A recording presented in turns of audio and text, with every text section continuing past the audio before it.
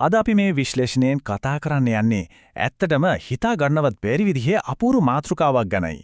හිතලා බලන්න සම්පූර්ණයෙන්ම එකිනෙකට පටහණි අදහස් තියෙන යුග දෙකක ජීවත් වුණු දැවන්ත චරිත දෙකක් මුහුණට මුහුණ ගැහුනොත් මොන වගේ කතාබහක් ඇති වෙයිද? කෘත්‍රිම බුද්ධිය පාවිච්චි කරලා නිර්මාණය කරපු මේ අපූර්ව විවාදයේ ඉන්නේ වෙන කවුරුවත් නෙවෙයි. නවීන ලෝකයේ ධනය සහ සාර්ථකත්වය ගැන ආందోලනාත්මක අදහස් දරන ඇන්ඩ්‍රු ටේට් සහ ලෝකෙටම අභ්‍යන්තර සාමයේ මාවත කියදුන් බුදුන් වහන්සේ. ඉතින් මේකදී අපිට මතුවෙන ප්‍රධානම ප්‍රශ්නය තමයි මේක ලෞකික දේවල් මුදුන්පත් කරගත් අන්තවාදී භෞතිකවාදියෙකුයි ඒ සියල්ලම සම්පූර්ණයෙන්ම අත්හැර දැමූ තාපසයෙකුයි අතර විවාදයක් ඇති වුණොත් මොකක්ද වෙන්නේ? මේක නිකන් කතාබහකට වඩා මිනිස් ජීවිතයේ මූලික දර්ශනයන් දෙකක් අතර ඇතිවෙන පුදුමාකාර ගැටුමක් විදිහට අපිට හඳුන්වලා පුරා. මේ චරිත දෙකේ මූලික අරමුණු කොයිතරම් වෙනස්ද කියන එක අපිට මෙතනදී පැහැදිලි වෙනවා. එක්කෙනෙක්ගේ අරමුණ තමයි මේ භෞතික ලෝකීය ජයගෙන තමන්ගෙම කියලා දැවන්ත අධිරාජ්‍යයක් ගොඩනගන එක. ඒත් අනිත් පැත්තෙන් මේ කිසිම භෞතික බැඳීමක නොඇලී ඒ සියල්ලෙන්ම මිදිලා පරම සාමය සහ විමුක්තිය හොයාගෙන යන ගමනක් අපි දකිනවා. හරි, මේ ගැඹුරු කතාබහ තේරුම් ගන්න ලේසි වෙන්න අපි මේක ප්‍රධාන කොටස් පහකට කඩාගමු. 1. ලෝක දෘෂ්ටිංගේ ගැටුම. 2. ආශාව ඉන්ධනයක්ද නැතිනම් ලුණු වතුරද? 3. නිදහස සහ සිරගෙවල් නිර්වචනය කිරීම. 4.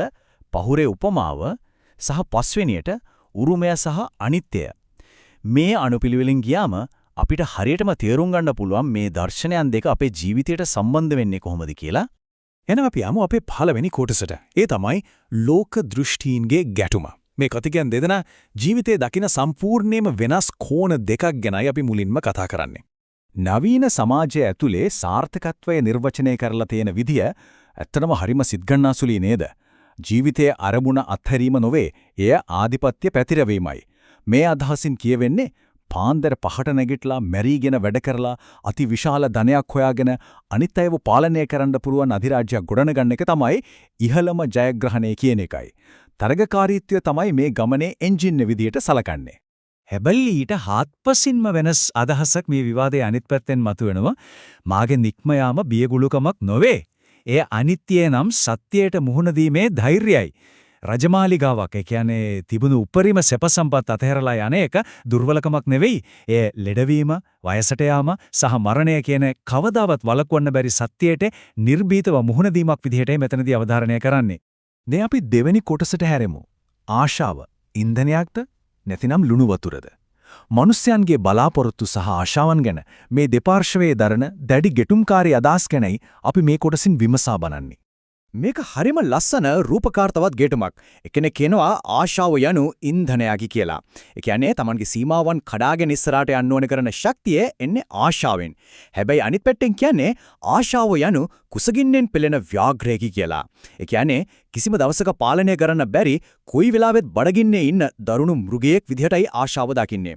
මේකෙන් අපිව කෙලින්ම අරගෙන යන්නේ තණ්හාව කියන මූලික සංකල්පයට. තණ්හාව කියන්නේ කවදාවත් සම්පූර්ණයෙන් සංසිඳවන්න බැරි නිමක් නැති ආශාවේ චක්‍රයකට.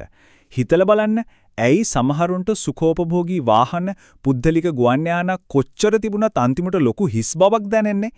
එකක් ලැබුණු ගමන් තව එකකට ආශාව ඇති වෙන මේ නිමක් නැති චක්‍රය තමයි මෙතනදී විස්තර කරන්නේ. මේක තවත් හොඳට පැහැදිලි වෙනවා මේ කතාවෙන්. පිපාසයෙන් පෙළෙන මිනිසෙක් මුහුදු ජලය පානය කරයි. ආශාව යනු ඒ ලුණු වතුරයි. හරිම ප්‍රබල උපමාවක් නේද? භෞතික දේවල් පස්සේ ගිහින් අපි ලබන සැනසීම හරිම తాවකාලිකයි. හරියට පිපාසයට ලුණු වතුර බිව්වා වගේ.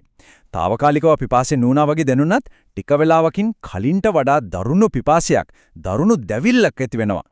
ඒකෙන් අපි එනවා අපේ තුන්වෙනි කොටසට. නිදහස සහ සිරගෙවල් නිර්වචනය කිරීම. ඇත්තටම මේ නවීන ලෝකයේ අතුලේ සැබෑ නිදහස කියන්නේ මොකක්ද? මේ දර්ශනයන් දෙක නිදහස දකින්නේ කොහොමද කියලා අපි දැන් බලමු.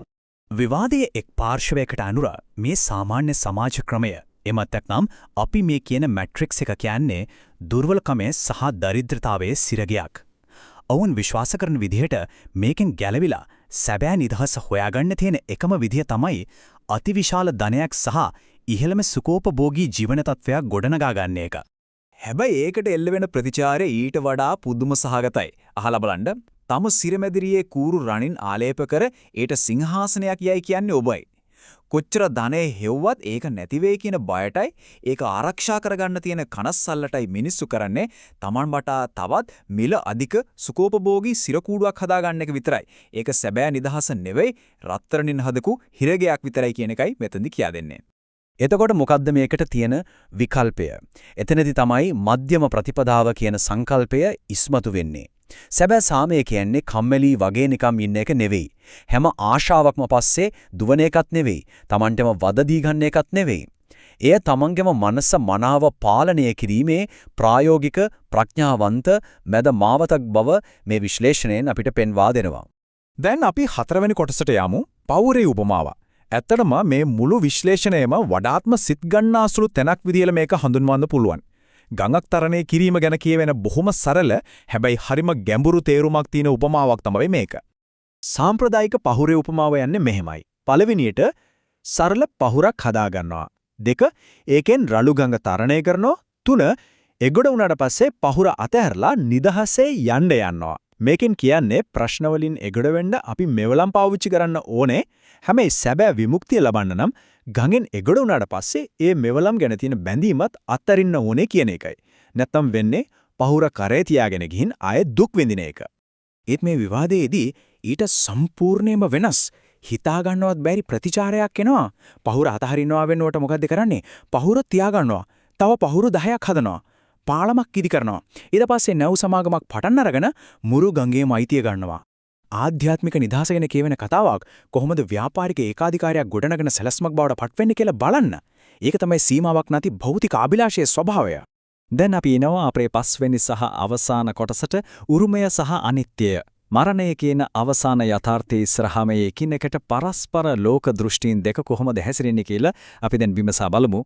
මෙතනදී අපි දකිනවා එක් පාර්ශවයක් මරණයට අභියෝග කරන්නේ ලෝකයේ ඉන්න හොඳම වෛද්‍යවරුන් සහ තමන්ගේ පරම්පරාවෙන් ගොඩනගෙන දැවැන්ත උරුමයක් හරහයි.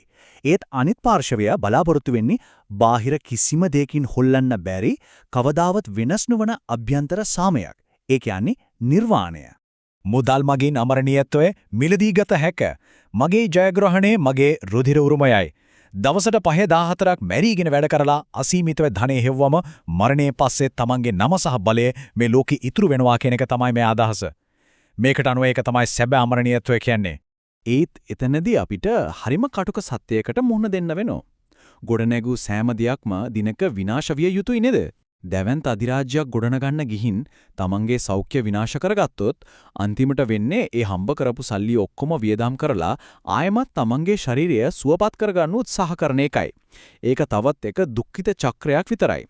පාරාවෝ වරුන්ගෙන් පැවතෙන්නන් දැන් කොහේද? ඔබ ගොඩනගා ඇත්තේ අලංකාර වැලි මාලිගාවකි. මේ ප්‍රකාශය ඇතුලේ අනිත්‍ය කියන දේ පුදුමාකාර විදියට සාරාංශ කරලා තියෙනවා. ඉතිහාසයේ කොච්චර බලවත් කොච්චර දැවැන්ත අධිරාජ්‍යයන් තිබුණත් ඒ හැම දෙයක්ම කාලයත් එක්ක දූලිලි වෙලා ගියා කියන එක අපි මතක තියාගන්න ඕනේ. ඒ දේවල් කොච්චර ලස්සන වුණත් ඒ ඔක්කොම නිකම් වැලි මාලිගා විතරයි. ඉතින් අපි මේ සුවිශේෂී විශ්ලේෂණය අවසන් කරන්නේ ඔයාලා හැමෝටම ගැඹුරින් හිතලා බලන්න පුළුවන් මූලික ප්‍රශ්නයක් ඉතිරි කරලයි. අපේ ජීවිතයේ සැබෑ ජයග්‍රහණය කියන්නේ මේ භෞතික ලෝකයේ පස්සේ පන්නලා ඒක ජයගන්න එකද? එහෙමත් නැත්නම් ඒ සියල්ලටම ආශා කරන අපේම මනස ජයගන්න එකද? මේ ගැන හොඳට හිතලා බලන්න. මේ අපූර්ව ගවේෂණයට අද අපිත් එක්ක එකතු වුණාට බොහොම ස්තුතියි.